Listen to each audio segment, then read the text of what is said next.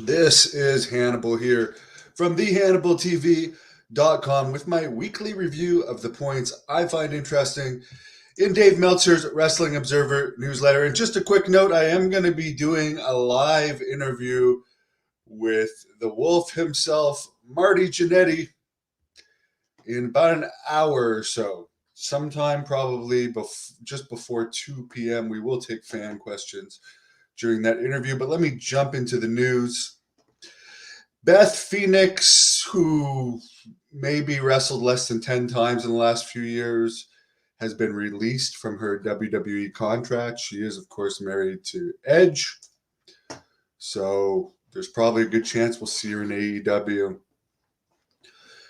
We reported earlier this week, or I reported earlier this week as well as Meltzer, that Lashley and MVP are going to be gone from the WWE when their contracts run out soon. Triple H confirmed this in a recent interview, saying, quote, "It's just like any sport or business. We sign talent, talent's contracts run out, we release talent. It's just part of the process," end quote. So, I mean, Lashley was never one of Triple H's guys. Triple H is more of a Sami Zayn guy. By the way, Sid commented recently, he did an interview saying that it's more likely he'll be in the Hall of Fame now that Vince is out. There's more of a chance. And he also said Sami Zayn should never have beaten Gunther. Because now, for instance, isn't Gunther supposed to be wrestling Damian Priest for the quote-unquote world title at SummerSlam? But it's like, you just lost to Sami Zayn. The main matches that people care about going into SummerSlam are CM Punk against McIntyre and Liv Morgan against Rhea Ripley, which they're doing a great job with that angle. But like, nobody thinks Solo is going to beat Cody, and like, there's just nothing else really that interesting. Oh, by the way, Beth Phoenix has not wrestled since February 23.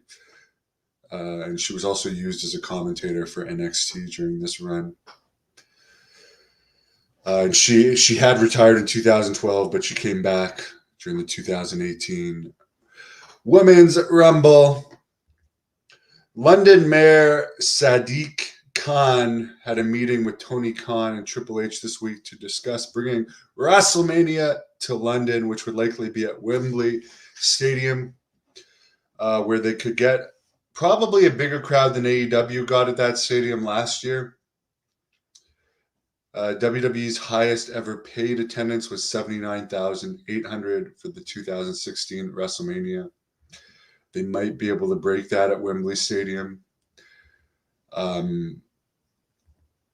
AEW got a higher paid attendance last year at Wembley Stadium, 81,035. But this year, they only have about half that pre-sold. Right now, obviously, AEW's not as hot this year.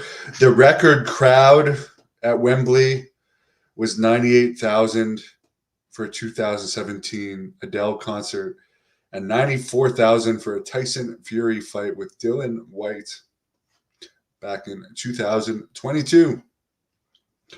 Ronda Rousey is having another kid. John Nord, who I've interviewed 3 times, and I really like him. He's kind of like, I like all these Minnesota guys. They're all similar. They're all really nice, laid back, down to earth guys. Berserker, anyways, he's battling an infection in his knee and blood after getting knee replacement surgery. So I wish him the best.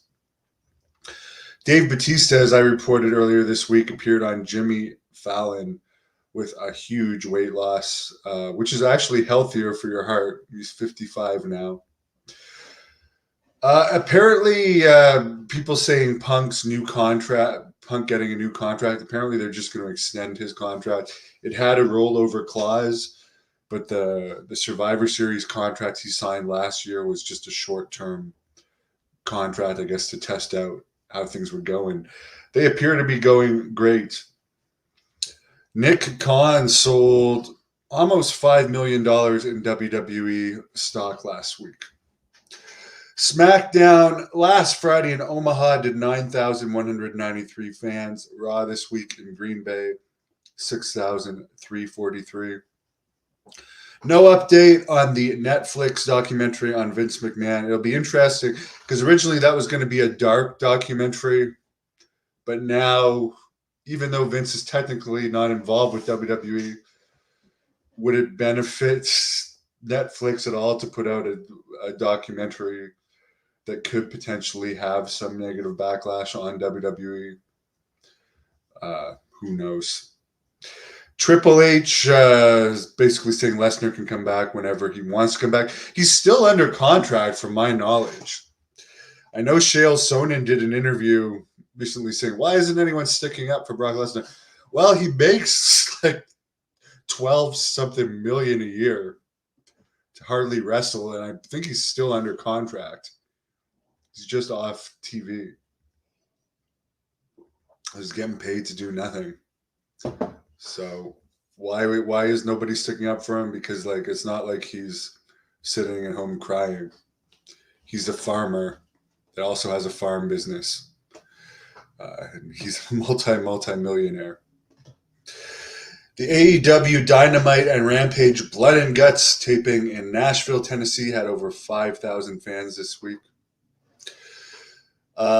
Warner Brothers Discovery is filing a lawsuit against the NBA claiming breach of contract because they're leaving to go to Amazon Prime.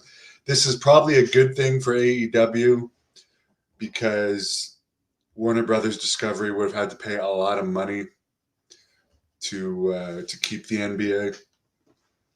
Who knows what's going to happen out of this lawsuit, but it seems like the NBA and Amazon Prime is going to be something that's going to happen.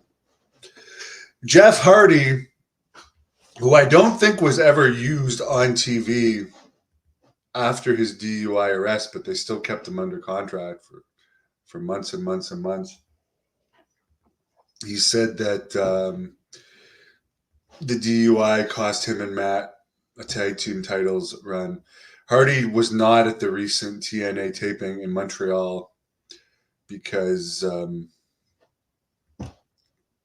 he can't get his Canada. WWE can pull strings to get people into places. Like, I know one of the holds up with Jacob Fatu for a while was he had a previous record, which was a long time ago, and of course he overcame it. But like, one of the holds ups of him signing for so long was that record. But obviously they have strings to pull. Vader told me he had a record of some sort. Where they had to do something for his too. I think it was for beating up a guy that cheated on one of his exes, according to what Vader told me. AEW dropped the Elton John Saturday Night's Alright for Fighting song for Collision. People don't like the new song. I don't even like the new song. The creator of the song, Mickey Ruckus from AEW, says, hey guys, it's okay. I knew it would be universally hated. Change is inevitable. Well, if you knew it was going to be universally hated, why didn't you try and make it better? I realize a lot of people, I'm not the biggest Elton John fan. I'm not a fan of his music, to be honest with you. I don't hate it, but I don't like it. Anyways, you could have had something better that's not Elton John, because no, like one of the things you were saying, you can't upgrade from Elton John. Well, you can, because for the people that don't like Elton John, guys like me that like 80s metal and lots of other tastes, I mean, you could do a different style of song rather than just the annoying music you're using now. Melanie Santos, 40, the wife of Brian Cage, has signed with AEW. She used to be the ring announcer for Lucha Underground. Good for her. They're still signing people. I mean, I like Brian Cage a lot. He seems like a really nice guy. He's close friends with Jenny Santana, who always talks highly of him to me. So I'm glad his wife is getting signed, but it's just, It's funny because we hear about AEW cutting back on stuff like trademarked songs, but they still hire all these people to keep them under contract that you already have an overblown roster.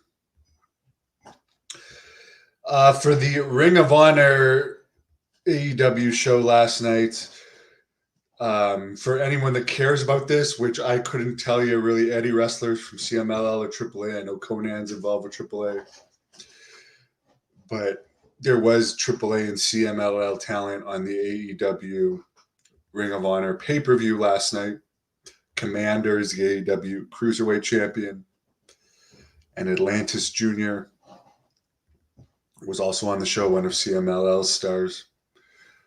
So I guess for people I don't know how many people are buying these pay-per-views for Mexico, but oh my God, Commander and Atlantis Jr. were on the same show. I'm marking out.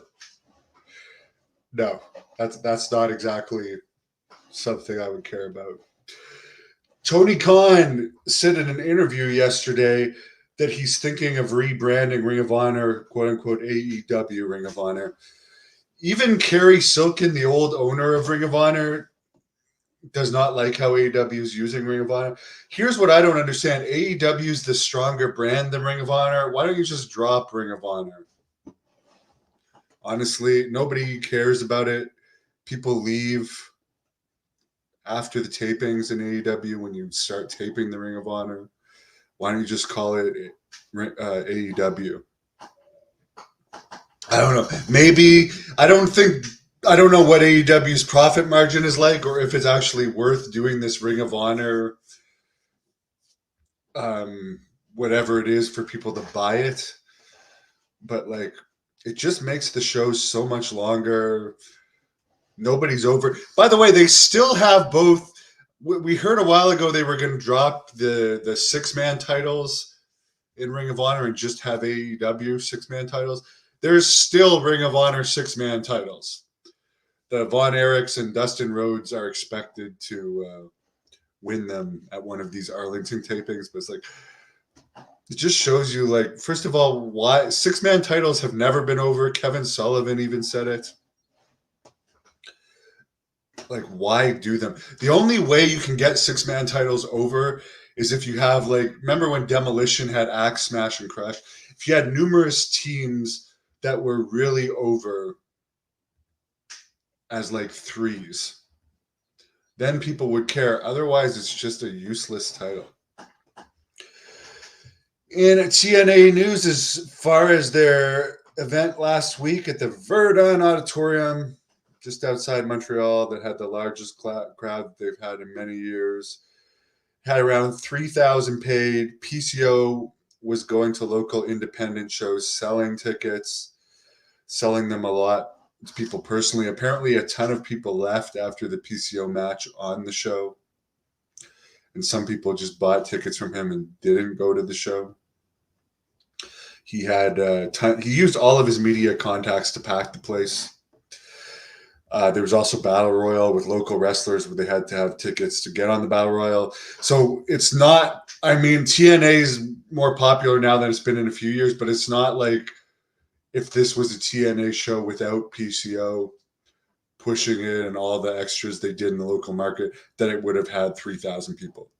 And also, I've wrestled in that arena, sold out with Jacques Rougeau. Jacques Rougeau sold out that arena every time he ran that arena, even in recent years. So it might look impressive to outside people, but like for Quebec wrestling, that's an arena that can draw. And there hasn't been a show at that arena for several years now. Let me think. I think it was around 2015 that Jacques last ran it. So like almost 10 years. A lot of people also left after the Mike Bailey match where they used Earl Hebner. Apparently for the television taping, they had a lot less. They only had about 1,200, including comps. So they're not putting out any pictures from the television taping.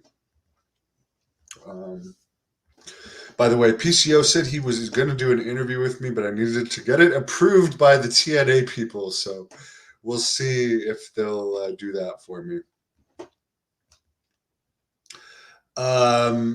Sorry, brain fog. Leo Burke, Eastern Canadian wrestling legend, who I trained with a little bit back in 2001, was a star of Stampede Wrestling and Grand Prix Wrestling, passed away this week at the age of 76. He had been wrestling since he was 18. So that's about it. I'll look at your question. Mike D, the Paul Diamond interview is tomorrow. Jack Kilby, Jumping Jack Kilby's doing it. Good afternoon, Humble. Is Jeremy Prophet still in Great North Wrestling? Jeremy Prophet and Jack Kilby hate each other. So as long as Jack Kilby is involved with promoting events, I don't think they're going to use Jeremy. I'm still friends with him. I was not. I broke my ankle. Like I shattered my ankle. Just their little disagreement never would have happened if I had been at the show. But apparently they had a blow up, and I wasn't there to settle it down. So they hate each other now. Lafayette, Indiana, in the house. Humble, that is a very true point. Ring of Honor was never a money-making promotion. I think its best days, as far as making money, I think was when Rob Feinstein was running it back. I think it may have been around before. It was like right when WCW and ECW closed. I think Ring of Honor, when Rob Feinstein was involved, was quite money-making. But yeah, Ring of Honor. I mean, there's so much AEW crossover talent in it, anyways, that it pretty much is AEW Ring of Honor. But yeah, I'm not a fan of it. Demolition Crush in the Hall of Fame. I agree. They call the 6-man titles trios title. Jannetty in the Hall of Fame 2025. Yes, and again, he's going to be on with me soon. Billy Jack news. Well, they're doing a dark side of the ring on him. From what I understand from his cellmate's sister, who I talk to regularly, and he passes messages to me through her, that they have money to get him bailed out. They're waiting for a bail hearing, but from what I understand from his lawyer, it's unlikely he will be bailed out. There's no news on an actual trial date. Will I be interviewing cheerleader Melissa? I've already interviewed her.